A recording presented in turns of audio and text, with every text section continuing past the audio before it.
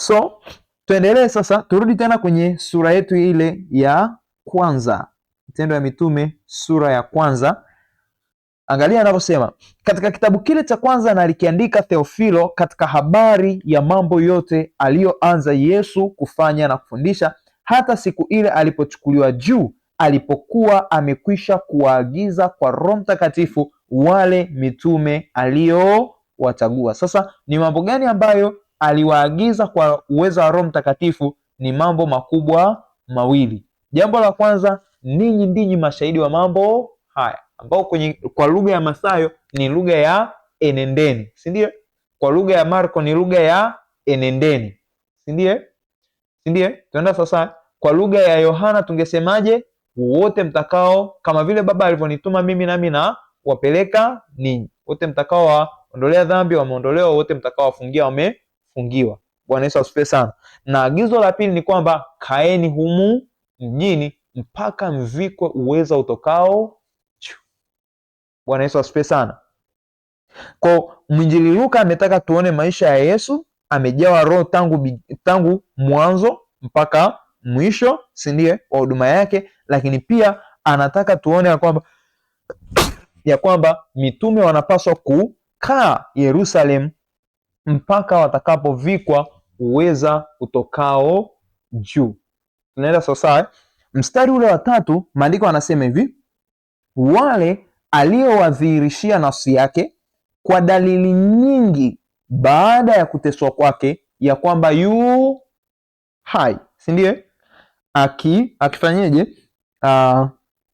Ya kwamba yu hai, akiwatokea muda wa siku 40 na kuyanena mambo yaliyouhusu ufalme wa Mungu. Hata alipokuwa amekutana nao, aliwaagiza wasitoke Yerusalemu, bali waingoje ahadi ya Baba, ambayo mlisikia habari zake kwangu. Angalia kwa makini huo mstari wa 3 anaosema wale aliowadhihirishia nafsi yake kwa dalili nyingi baada ya kuteswa kwake, ya kwamba yu hai, akiwatokea muda wa siku 40.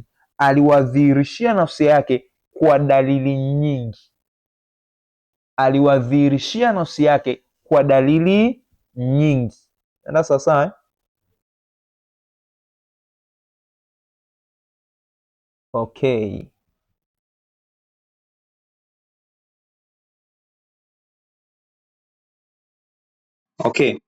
So zingateni neno hapo ambalo analisema hapo ya kwamba wale ambao aliwadhihirishia nafsi yake kwa dalili nyingi baada ya kuteswa kwake, kwa dalili nyingi ya kwamba yu hai, ndio. Kwa tukaona kuna namna tofauti tofauti ambazo Yesu alijifunua na kujidhihirisha kwa wanafunzi wake ili wapate uhakika ya kwamba kweli amefufuka. Tunaenda sasa turejee tena katika Injili ya Luka, si ndio? Turejee tena katika Injili ya Luka. Angalia kwanza ule mstari wa kwanza wa kitabu cha Luka sura ile ya 24. Luka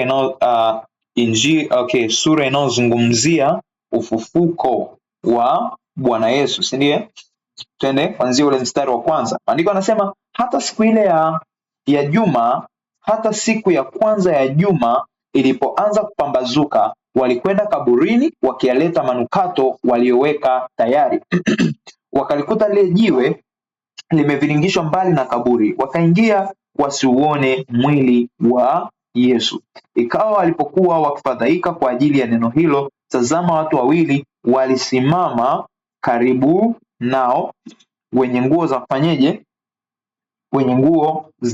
Wamevaa nguo za kumetameta.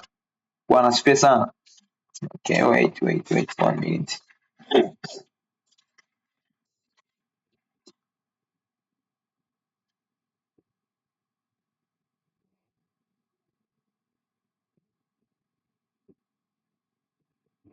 Okay. So anasema kwamba anasema wamevaa nguo za kumetameta. Mstari wa 5, nao walipoingiwa na hofu. Hawa ni watu gani wanaozungumziwa, wapenzi?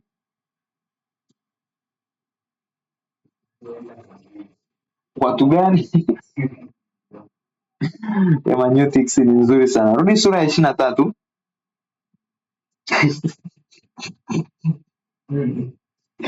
Rudi sura ya 23. Angalia kwanza ule mstari wa 50 na okay. Angalia kwanza ule mstari wa 54. Maandiko anasema, na siku ile ilikuwa siku ya maandalio, na Sabato ikaanza kuingia, na wale wanawake waliokuja naye toka Galilaya walifuata, wakaliona kaburi na jinsi mwili wake ulivyowekwa. Wakarudi wakafanya tayari manukato na marhamu, na siku ya Sabato walistarehe kama ilivyoamriwa. Unaona Kwa wakati ambapo Yusufu wa Arimathaya anampeleka Yesu kwenda kumzika, si ndiye? Yusufu wa Arimathaya wakati anampeleka Yesu kwenda kumzika, wale wanawake waliokuwa wanafuatana naye walikuwa wanafuatilia. Wakamuona alipowekwa, wakaona na jinsi alivyowekwa, si ndiye? Wakarudi wakatengeneza manukato, wakayaweka tayari, wakatengeneza manukato na marhamu wakayaweka tayari, alafu siku ya Sabato wakastarehe. Sasa kama ilivyokuwa imeamriwa na Musa mtumishi wa Mungu.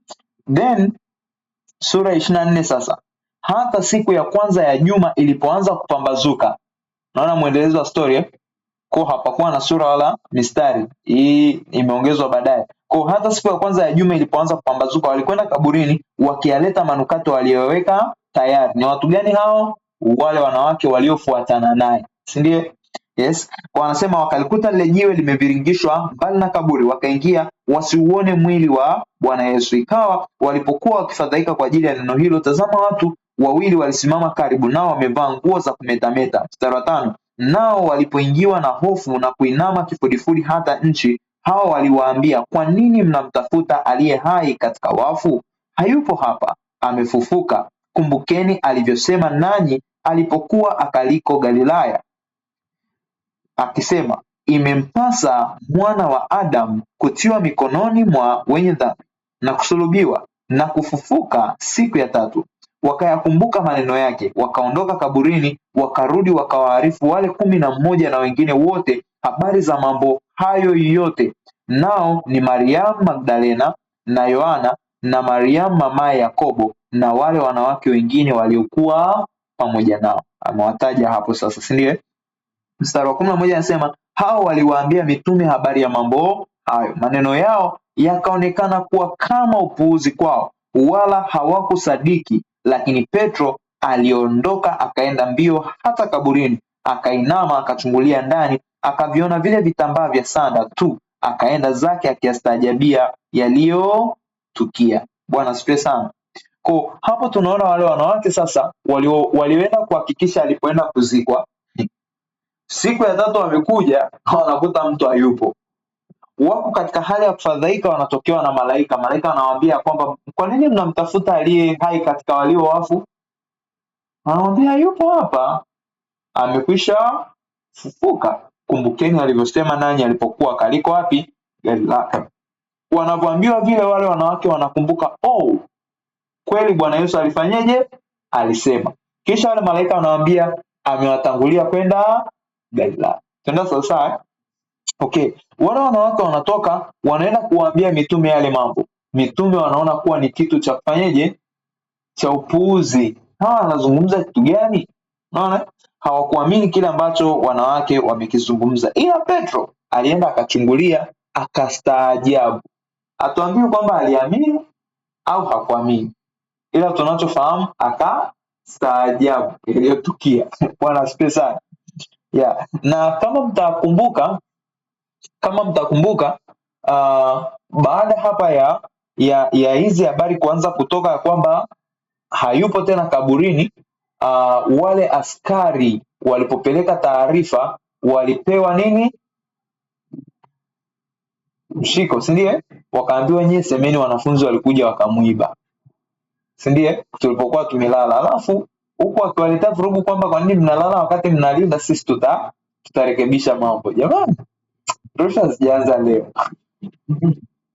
Bwana asifiwe sana. Yaani ya kwamba watatuliza pande zote, wala hata msiofu, tashughulikia. Anyway, Sawa, kwa tunaona kwamba baada ya hilo angalia ule mstari wa 13. Maandiko anasema, natazama siku ile watu wawili miongoni mwa wale waliopelekewa taarifa, si ndiye, walikuwa wakienda kijiji kimoja jina lake wapi? Emau, kilichokuwa mbali na Yerusalemu kama mwendo wa masaa mangapi? Mawili, si ndiye? Na tulisema huko Emau ilikuwa ni wapi? Ilikuwa ni shambani, si ndiye? Hiyo taarifa tunaipata wapi?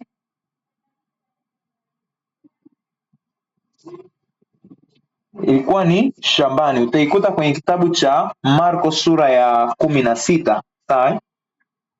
Marko sura ya 16. Okay, kwa mfano ukienda kwenye mstari ule wa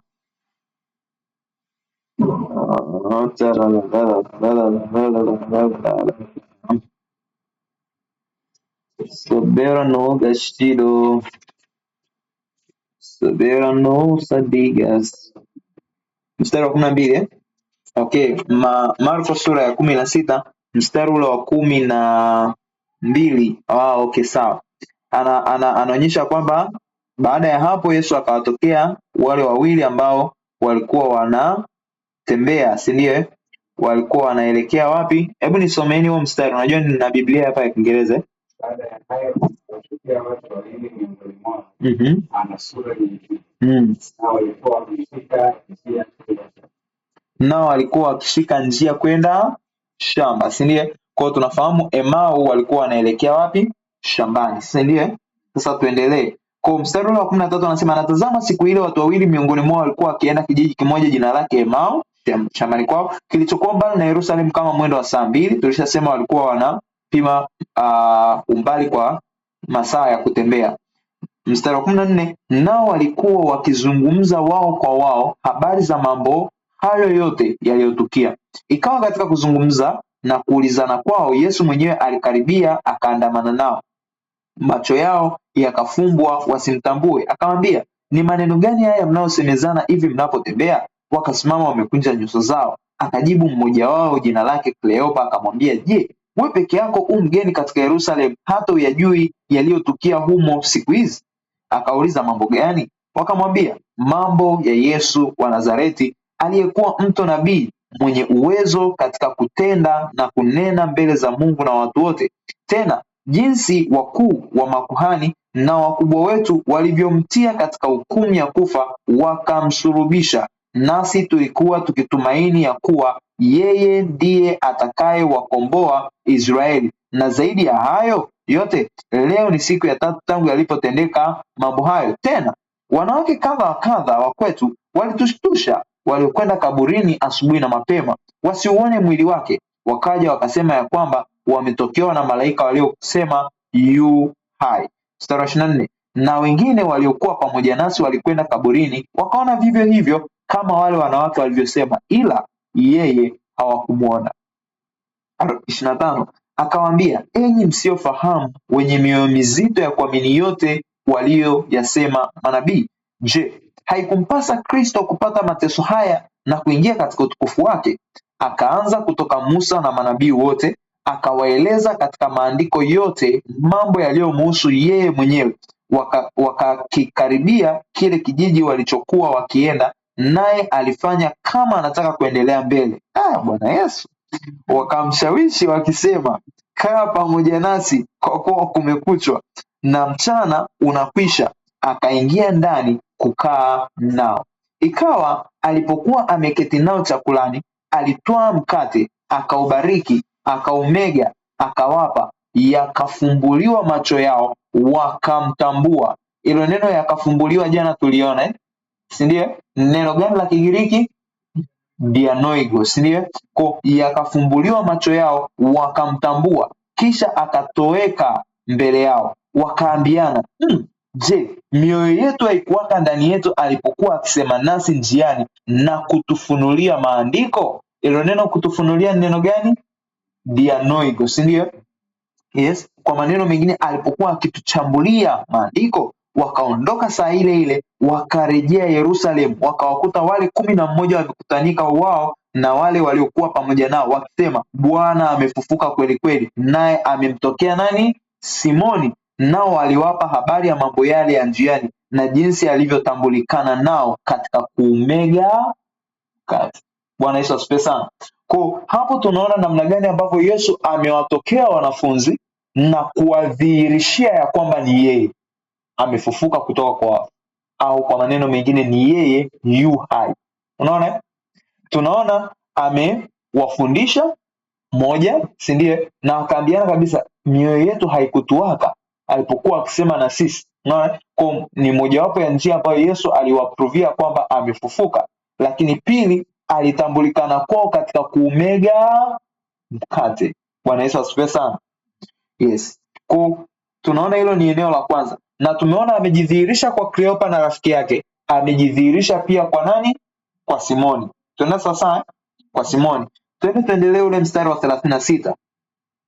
Na walipokuwa katika kusema habari hiyo, yeye mwenyewe alisimama katikati yao akawaambia, amani iwe kwenu.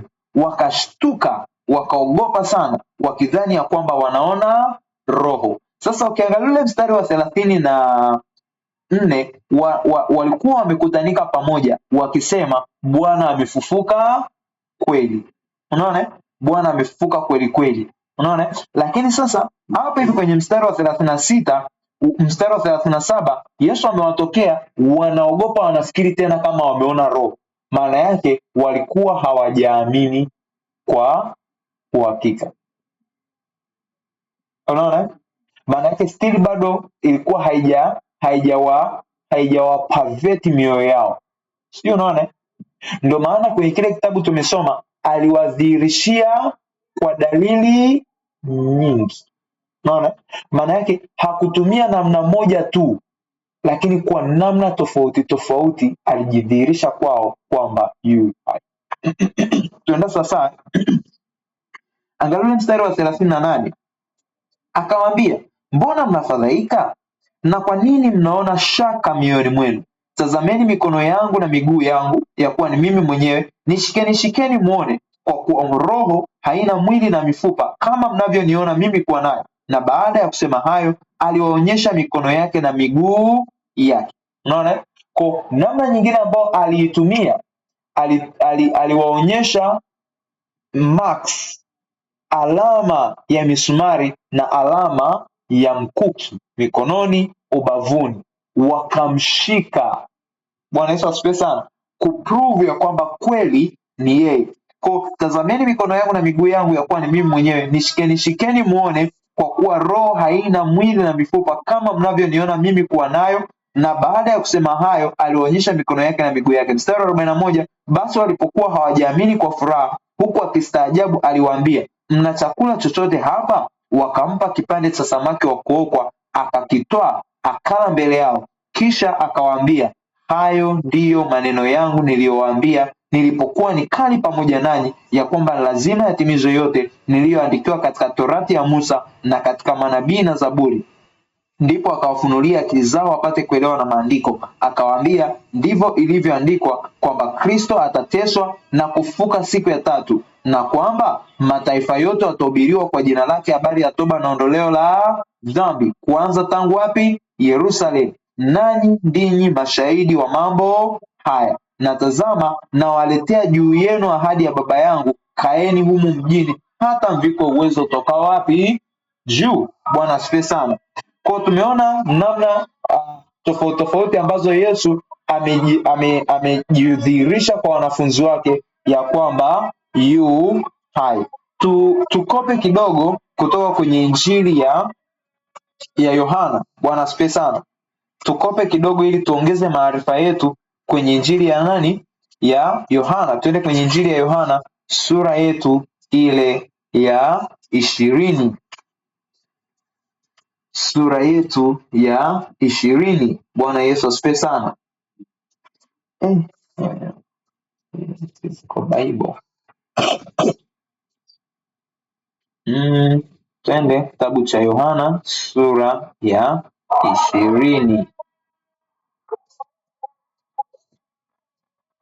Tumia tu mtu wa Mungu. Hamna shida. Okay, mstari wa 20. Maandiko yanasema hata siku ya kwanza ya juma Mariamu Magdalena alikwenda kaburini alfajiri kungali giza bado, akaliona lile jiwe limeondolewa wapi?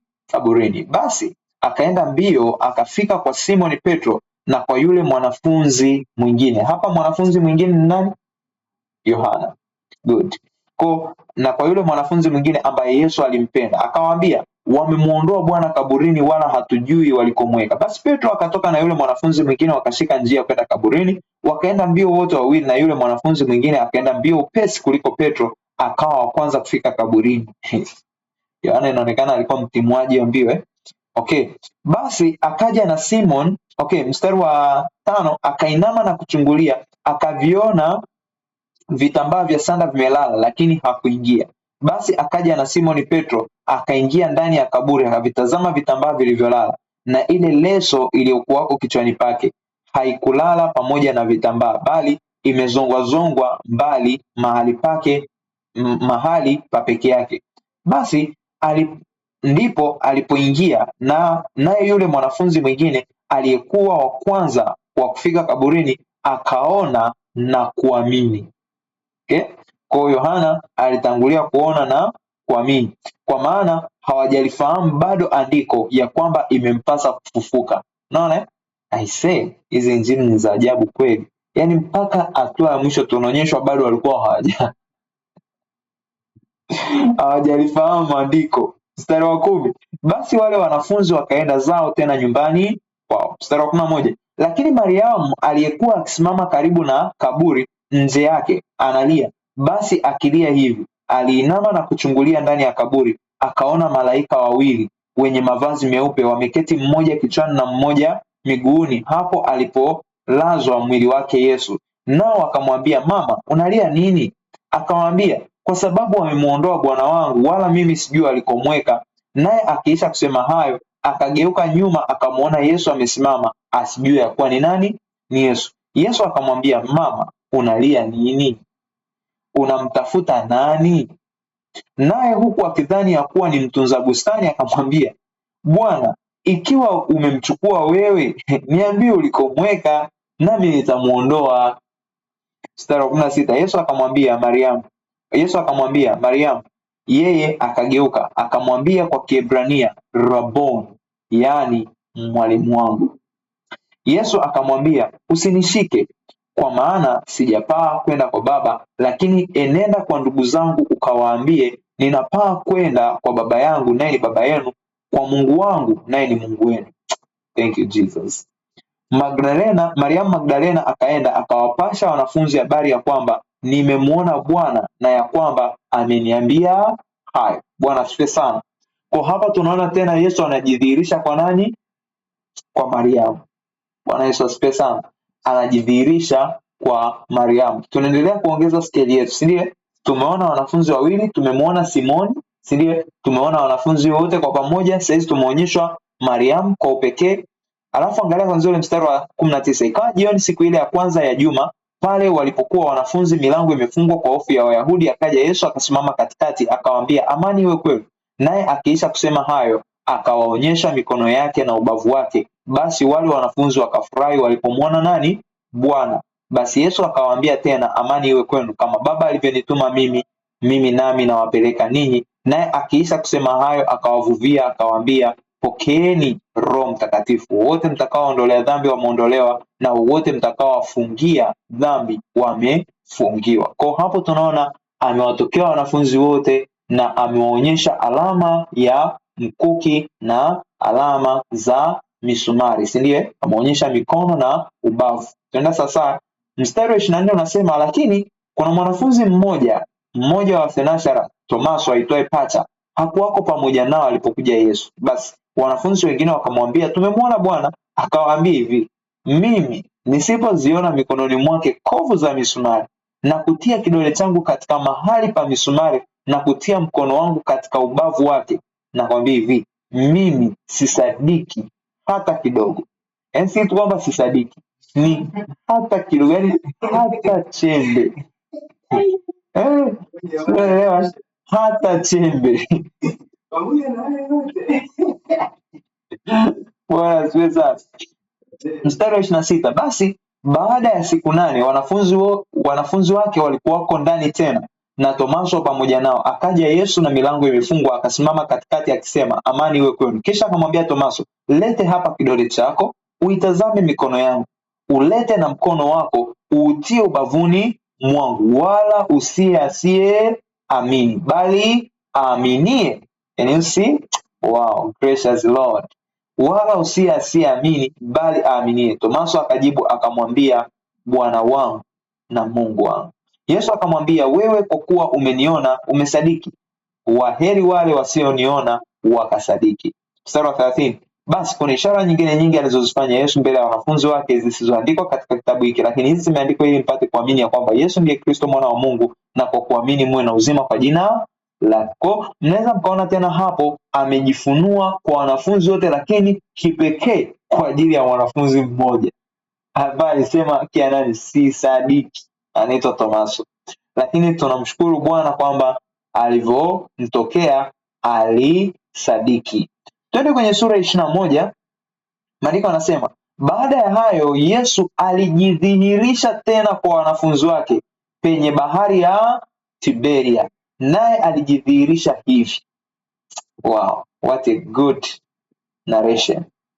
Fafanuzi mzuri. Alijidhihirisha hivi: Simoni Petro na Tomaso aitwaye Pacha na Nathaniel wa Kana ya Galilaya na wana wa Zebedayo na wengine wawili wa wanafunzi wake walikuwapo pamoja. Simoni Petro akamwambia, naenda kuvua samaki. Nao akamwambia, sisi nasi tutakwenda nawe. Basi wakaondoka wakapanda chomboni, ila usiku ule hawakupata kitu. Hata asubuhi kulipokucha, Yesu alisimama ufuoni, walakini wanafunzi hawakujua ya kuwa ni Yesu. Basi Yesu akawaambia, wanangu, mna kitoweo? Wakamjibu, la. Akawaambia, litupeni jarife upande wa kuume wa chombo, nanyi mtapata. Basi wakatupa, wala hawakuweza kulivuta tena kwa sababu ya wingi wa samaki. Basi yule mwanafunzi ambaye Yesu alimpenda akamwambia Petro, ndiye Bwana. Naye Simoni Petro aliposikia kwamba ni Bwana, akajifunga vazi lake, maana alikuwa uchi, akajitupa baharini, na hao wanafunzi wengine wakaja katika mashua, maana hawakuwa mbali na nchi kavu, ila yapata dhiraa 200, huku wakilikokota lile jarife lenye samaki. Basi waliposhuka pwani, wakaona huko moto wa makaa, na juu yake pametiwa samaki. Yesu alinunua au alimvua wapi? Na mkate. Mstari wa 10, Yesu akawaambia, leteni hapa baadhi ya samaki mliowavua sasa hivi. Basi Simoni Petro akapanda chomboni, akalivuta jarife wapi? Pwani, limejaa samaki wakubwa 153, na ijapokuwa ni wengi namna hiyo, jarife halikupasuka. Yesu akawaambia, njooni mfungue kinywa. Wala hakuna mtu katika wale wanafunzi aliyethubutu kumuuliza, nani wewe? Wakijua ya kuwa ni nani? Bwana. Yesu akaenda akautoa mkate akawapa, na samaki vivyo hivyo. Hiyo ndiyo mara ya 3 Yesu kuonekana na wanafunzi wake baada ya kufuka kwake kutoka kwa wafu. Kwa tunaona tena hapa kwa wanafunzi takriban kama 7 hivi Yesu amejidhihirisha tena. Bwana asifiwe sana. Baada ya kula hapo, anampa Petro wajibu wa kichungaji, si ndiye?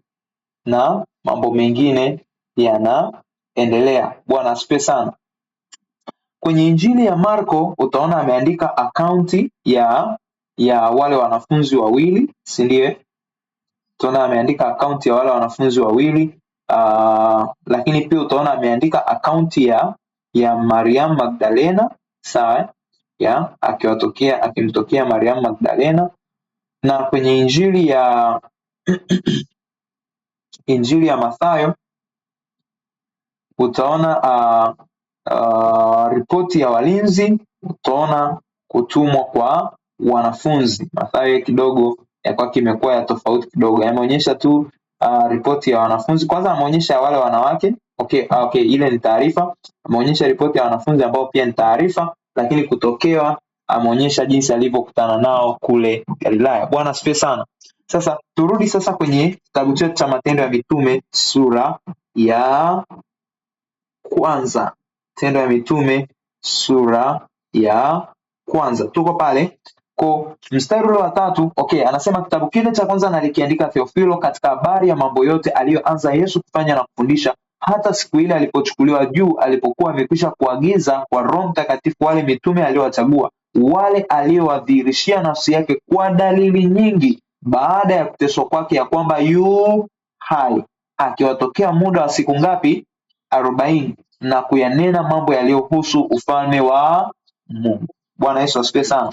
Kwa tunaona ndani ya siku 40 katika vipindi tofauti tofauti vya masaa, Yesu alikuwa akiwatokea wanafunzi wake na kuwadhihirishia kwamba yu hai, na katika wakati huo alikuwa akiwafundisha mambo yaliyohusu ufalme wa nani? Wa Mungu.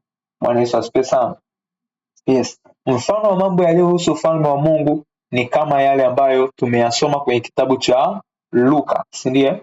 Habari za Yesu Kristo, kuteswa kwake, kufa kwake, kufuka kwake, na mataifa yote kuhubiriwa habari njema ya ondoleo la dhambi. Bwana Yesu asifiwe sana.